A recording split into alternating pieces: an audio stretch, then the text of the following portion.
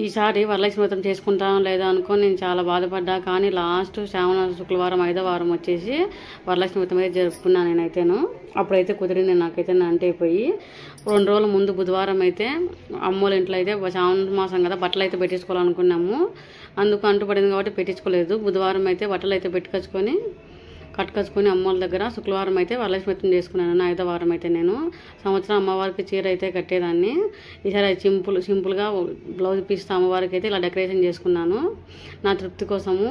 నాకైతే అసలు మనసొప్పలేదు, అలానే చేసుకుంటే బాగుంటుంది అనేసి ఇదైతే కల్చం అయితే పెట్టుకొని ప్రసాదాలు 9 రకాల నైవేద్యాలు చేశాను నేనైతే. ఎక్కడను కేసరి, బెల్లమన్నం, చిత్రాన్నం, పెరుగన్నం, పాయసం, పానకం, వడపప్పు, నానబెట్టిన శనగలు. అమ్మవారు నాకు ఎన్ని రకాలు చేయమని ఏం అడగరు. మనస్ఫూర్తిగా మనం పూజ చేసుకుంటే చాలా ఒక రకం చేసి, కానీ మన తృప్తి కోసం ఇలా ఈ విధంగా అయితే పూజ చేసుకొని మా వారి దగ్గర తోరం కట్టించుకొని ఆశీర్వాదం అయితే తీసుకున్నాను.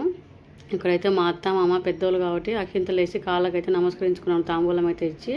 ఇక్కడైతే ఒక 5 మందికి అయితే తాంబూలాలు అయితే చుట్టుపక్కల ఉండే వాళ్ళకైతేను ఇచ్చేసినాను. ఈ సంవత్సరం నాకు కొన్ని తాంబూలాలు ఇచ్చేసిన.